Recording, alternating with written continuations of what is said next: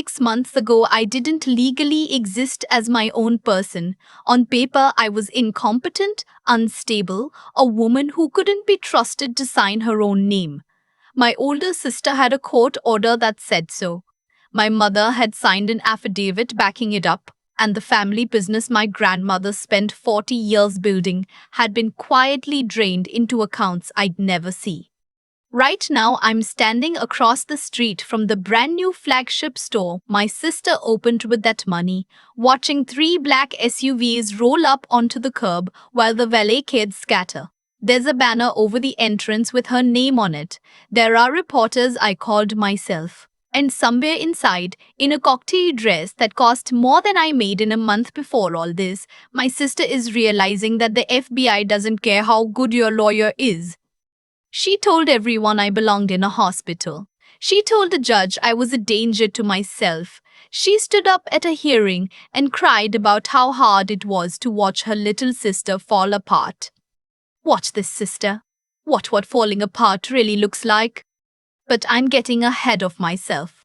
Let me take you back to the beginning, back to when I was just a 24-year-old who still believed family meant somebody had your back. My name is Sloan. I'm 30 now.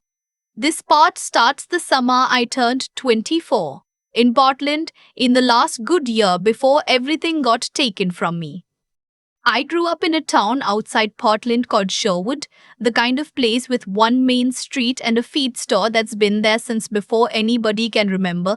My parents split when I was 9. It wasn't loud. My mother just got quieter and quieter until one day my dad's truck was packed, and that was that. He didn't go far. He bought a little house 10 minutes away and opened a diesel repair shop off the highway, and I spent every other weekend in the waiting room of that shop doing homework while he worked, the home place smelling like motor oil and the burnt coffee he kept on a hot plate. My dad, Wade, was not a complicated man. He fixed engines. He showed up. When I had a spelling bee in 4th grade, he closed the shop in the middle of a Tuesday and sat in the back row in his coveralls, and I was so embarrassed and so happy I cried in the car. That was my dad. He loved me in this plain, steady way that I didn't appreciate until I'd lived through 9 years of people who didn't love me at all. My mother was a different kind of person. She wasn't cruel exactly back then. She was just always waiting for a better life to start. She read magazines about other people's houses. She remarried when I was 14. A contractor named Phil, who I won't spend much time on except to say he was nice enough, and then they divorced too. The point is, my mother spent her whole life feeling like she'd been shortchanged, and people like that, I've learned, will eventually decide somebody owes them. And then there was my grandmother. Her name was Adele, my mother's mother, and she was the realest person I ever knew. Adele Hollis grew up dirt poor in eastern Oregon and started selling seedlings out of the back of a station wagon in the 60s. By the time I came along, she owned 11 garden centers across Oregon and Washington, plus the land under most of them, which turned out to be worth more than the businesses themselves. People underestimated her, this small woman with dirt under her nails who talked like a farmer. And she led them, and then she bought the building they laughed at her in. She used to tell me, "Sloan, the day you stop letting people teach you their worst opinion of you is the day you start winning." I didn't get it then. I get it now. She loved me. I'm not saying that to be sweet about a dead woman. She genuinely loved me in a way she didn't love my sister, and everybody in the family knew it, and it caused problems I was too young to see coming. When I was little, she'd take me to the flagship store in Tigard and let me ring up customers and keep the change.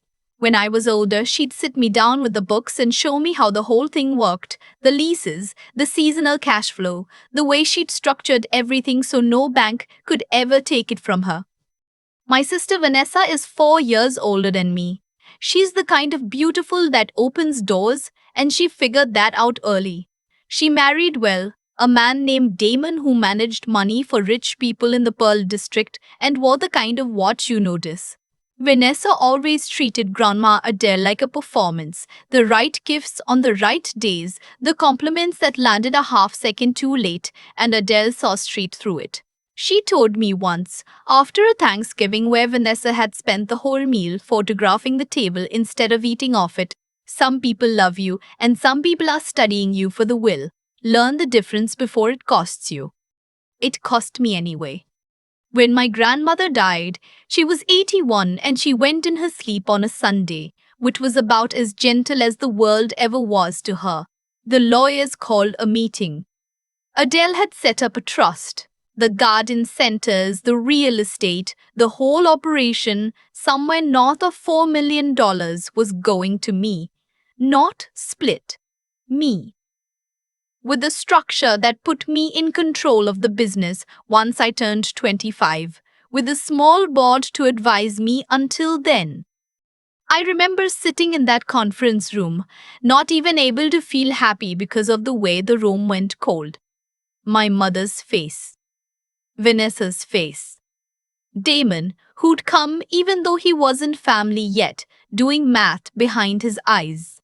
I was 24 and made $31,000 a year managing the Thai guard store.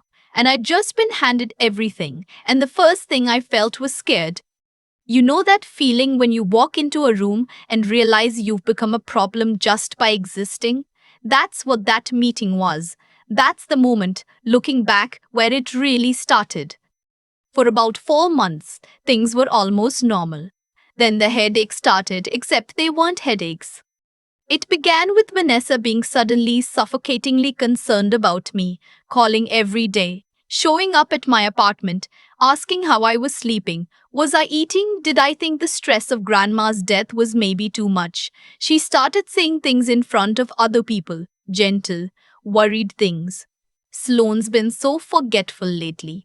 She told me she's been hearing grandma's voice, which I'm sure is just grief, but things I'd never said. I'd correct her and she'd give me this soft, sad smile, the smile you give someone who's too far gone to know they're gone. Damon got involved with the business to help me transition. He brought in his own accountant. Papers started showing up for me to sign, and when I asked questions, he'd get this patient look and say, the board had already approved it, and wasn't it better to let the professionals handle the heavy stuff while I focused on healing? I want to tell you I saw it coming. I didn't. When the people who are supposed to love you tell you something's wrong with you, a part of you believes them.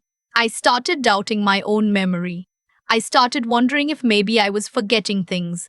That's the trick of it. The thing nobody understands until it happens to them. They don't just take your money, they take your version of yourself first, so that when they finally come for everything, you're already half convinced you deserve it. The night they put me away, I'd been served papers I didn't understand for a hearing I wasn't told the real purpose of. My mother drove me. She said it was just an evaluation, just a formality, just to put everyone's mind at ease. I trusted my mother. I sat in the back seat of her Camry like I was 9 years old again and let her drive me to a place called Cedar Hollow. Have you ever had your phone taken out of your hands by a stranger in scrubs while the person who gave birth to you stands in the doorway and won't look at you? I have. I'll never forget the sound the door made. A judge in Multnomah County presented with 2 psychological evaluations from a Dr. Damon's firm paid for, signed an emergency order. Temporary conservatorship of the person and the estate. My sister was named conservator, which meant Vanessa now had legal control over where I lived, what care I received, and every dollar of what my grandmother left me. Temporary turned into a renewal, and a renewal turned into permanent. And at every hearing I wasn't allowed to attend, my mother and my sister told a courtroom that I was getting worse. I spent the next stretch of my life inside the conservatorship the way some people spend it in a marriage they can't leave. At first, I was at Cedar Hollow, a residential wellness facility with locked units and a medication cart that came around 3 times a day. The pills made my thoughts slow and grey. When I asked to call my dad, I was told he'd chosen not to be involved, that he'd signed off, that he agreed I needed this. I believed it. Why wouldn't I? Everyone I trusted had already turned on me. After a year, they moved me to a step-down home out past Estacada, a converted ranch house at the end of a gravel road with two other clients and a rotating staff of aides, no internet I could touch, a flip phone in the office I was never allowed to use unsupervised. The official story to anyone who asked was that I'd had a breakdown after my grandmother's death and was receiving long-term care. Vanessa told people I was doing so much better, but she's just not ready for the world yet, year after year. Not ready yet. And the whole time the money moved. I didn't know the details then. I learned them later when I could finally read a financial statement again without my hands shaking.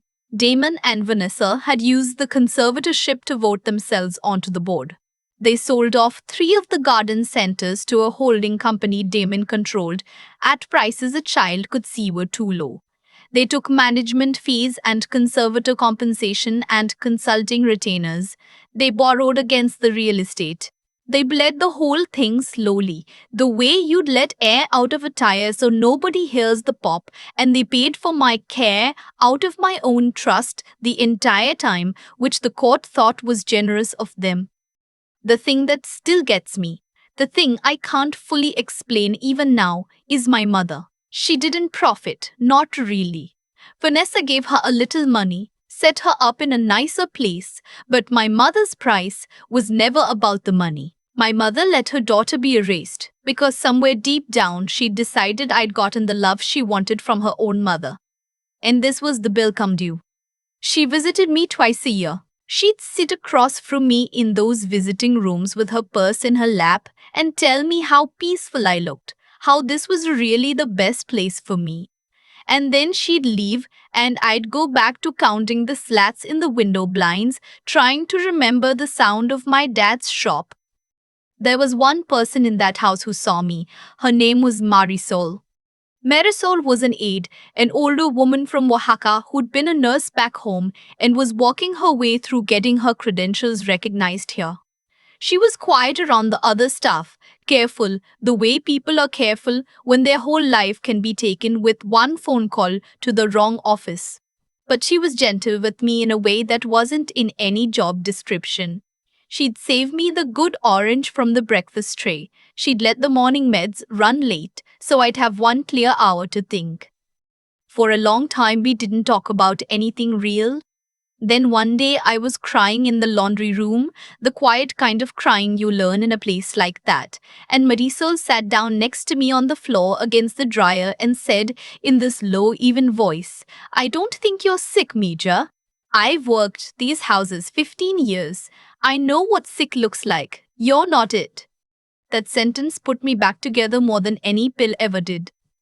I started paying attention after that, watching, listening at the office door. I learned a staff schedule. I learned that the supervisor, a man named Garrick, who I won't dignify further, would lock the office but not the supply closet next to it, and that the supply closet shared a vent with the office, and that if I stood on a mop bucket, I could hear phone calls.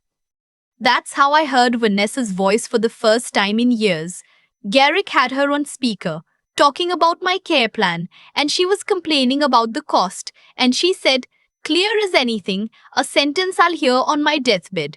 She just needs to stay put until the Tigard sale closes. After that, I don't care what you do with her. Stay put until the sale closes. After that, I don't care.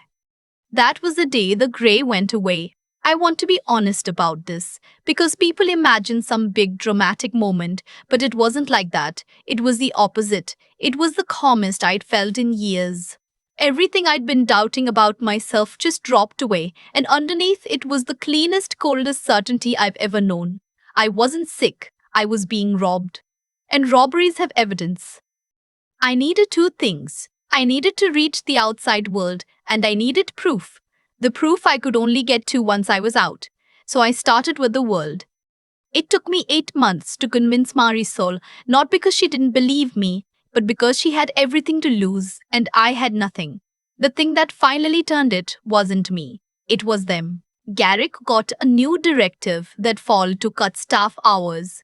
And Marisol's shifts got cut to almost nothing, and she realized the same machine that had swallowed me would chew her up the second she stopped being useful. She came to me in the laundry room and put a phone in my hand, an old prepaid she'd bought with cash, and she said, "If we do this, we do it once and we do it right, because there is no second time for either of us." I had 1 hour the next afternoon while Garrick drove a client to a dentist appointment.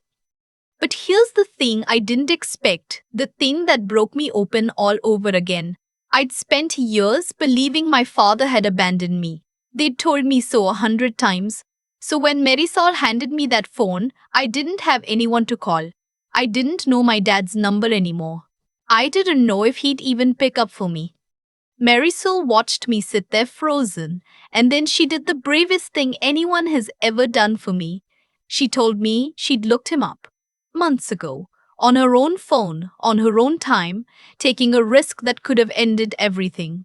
She'd found a diesel repair shop outside Sherwood, still operating, still in his name. She'd written the number on the inside of her wrist in pen and copied it onto a slip of paper, which she now pressed into my hand. "Your father," she said, "has called this house 11 times in 4 years. They told him you didn't want to see him. I heard them say it. I'm sorry I didn't tell you sooner. I was afraid." He never stopped calling. They told me he signed off. They told him I didn't want him. Both lies, holding the door shut from opposite sides. I dialed with my whole body shaking. It rang 4 times and I almost hung up. And then there was his voice, older and rougher, but unmistakably my dad, saying Sherwood Diesel like it was just another Tuesday. I couldn't talk. Years of being told to be quiet had taken the words out of me. And then I heard him say, "Hello," again, about to hang up, and something cracked loose and I said it. I said, "Dad, it's Sloan. It's me. I'm okay. I'm alive." The sound he made wasn't a word. I've thought about it 1,000 times and I still can't describe it. It was 4 years of a father being told his daughter chose to disappear, releasing all at once. He drove out to Estacada that same night, but he didn't come to the house.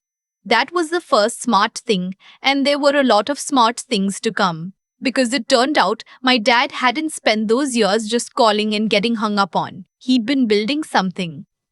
He met me 3 days later when Mary saw arranged for me to be at a community outing at a Fred Meyer that I simply walked away from while she looked the other way and took the heat for it after. My dad was waiting in the parking lot in the same truck, and we stood in the cold between the carts and held on to each other, and neither of us said anything for a long time because there was nothing big enough to say. In the truck, he told me everything. He'd known something was wrong from the start. The conservatorship had blindsided him. He'd been served notice as an estranged parent and painted to the court as an absent deadbeat, which anyone who knew him would have laughed at, except nobody who knew him was in that courtroom. He'd hired a lawyer he couldn't afford and got nowhere, because Vanessa had the medical evaluations and the appearance of legitimacy and a judge with a full docket. He'd been told that as a non-custodial father with no medical standing, he had no right to even visit. So he'd done the only thing he knew how to do. He'd started gathering string. And somewhere in those years, he'd found Yolanda Ferris. Yolanda was a retired adult protective services investigator, 30 years in, the kind of woman who'd spent her whole career watching families do exactly this and getting told to drop it. My dad had found her through a support group for families fighting conservatorships, and she'd taken one look at the public filings and known. Conservatorship fraud has a signature, she told me later. And Vanessa and Damon had left it all over everything. The undermarket sales, the self-dealing, the fees, the fact that the ward was kept further and further from anyone who might testify she was fine. Yolanda had a binder. My dad had a binder. They just didn't have me, the one piece that turned a suspicious pattern into a crime. Now they had me. If you've made it this far with me, sitting wherever you are, I hope you'll do one small thing. Drop a comment and tell me where you're listening from. Not for any algorithm. I spent 4 years where no one knew I existed, and there's something about a stranger saying, I'm here, I heard you, that I'll never take for granted again. Okay, back to it. Yolanda wanted to do this the careful way. Go to the FBI because looting a multi-million-dollar trust across state lines through a sham conservatorship is wire fraud and a federal matter. Build the case quietly. Let them subpoena the records and make the arrests in a parking garage at 6 in the morning. It was the right way. It was the smart way. I told her no. I'd spent years being made small in private, erased in quiet rooms by people who counted on the quiet. My sister had stood up in courtrooms and built a whole second life on the story that I was broken, and the whole world had simply believed her because she said it nicely and dressed well. I didn't want a parking garage at 6 in the morning. I wanted her to find out the way I'd found out. In public, with the floor falling away, with no time to fix her hair before the cameras. Yolanda told me revenge makes bad evidence. I told her this wasn't revenge. This was the truth, finally getting to be loud. She looked at me for a long minute and then she said, then we get the confession first, and we do it clean, or it's worthless. And we built a plan. Vanessa, it turned out, was about to give me the stage herself. The Tigard sale she'd mentioned, the flagship store, my grandmother's first real building, the one with the bricks Adele used to point at and say she'd paid for them one bag of fertilizer at a time. Vanessa wasn't selling it. She was renovating it into something with her own name on it, a lifestyle and garden concept called Verdant by Vanessa, and she'd planned a grand opening gala with 200 guests, local press, the works. A celebration of the empire she'd saved after her poor sister couldn't carry it. Paid for, every cent of it, with my grandmother's money. The night before the gala, I sent my sister a text from a number she wouldn't know. Just 2 words, hi sis. Nothing for an hour. Then, who is this? I wrote back, it's the daughter you're. For 4 years, I let other people hold the door shut on who I was, and the hardest thing I've had to sit with since is that, for a while, I helped them hold it. When Vanessa called me forgetful in front of company, when Damon slid papers across the table and told me the board already knew best, a part of me started filling in the gaps for them. That's the thing nobody warns you about. They don't have to break you if they can talk you into breaking yourself. The reason it almost worked wasn't that they were brilliant. It's that I'd never learned to trust my own read of a room over the read of people who smiled while they robbed me. What got me out wasn't luck, and it wasn't anger, though I had plenty of both. It was 3 things I had to grow on that gravel road because I'd shown up without them. The first was a stubborn little compass that wouldn't stop pointing at what was right, even when right was inconvenient and dangerous. The same compass that made Marisol sit down on a laundry room floor and tell a stranger she didn't think she was sick. The second was learning to actually think instead of just react, to stand on a mop bucket and listen, to gather proof instead of screaming the truth at people who'd already decided not to hear it. Yolanda taught me that a feeling is worthless in a courtroom but a recording isn't, and that the cold patient version of yourself is the one who wins. And the third was the plain refusal to lie down. The thing my grandmother had when she sold seedlings out of a station wagon, and the thing my father had when he called that house 11 times and got hung up on 11 times and called again. Cause and effect ran this whole story, and I want you to see it clearly. Vanessa chose money over her sister, so she built a life that could only stand as long as I stayed buried. And a life like that always has a crack in it. Damon chose greed and left a paper trail because greed is sloppy. My mother chose her old resentment over her own child, and resentment cost her the only daughter who'd have answered when she called. Every door that closed on them, they shut themselves years earlier, in small moments they probably don't even remember. So if you take anything from me, take this. Build the part of you that knows right from wrong before you need it, because you won't have time to grow it in the emergency. Sharpen the part of you that watches and waits and gathers, because being right isn't enough if you can't prove it. and feed the part of you that simply won't quit. Because some nights that's the only thing standing between you and the version of your life they wrote for you. Adele told me to stop letting people teach me their worst opinion of myself. It took losing everything to learn. She was right. You don't have to lose everything first.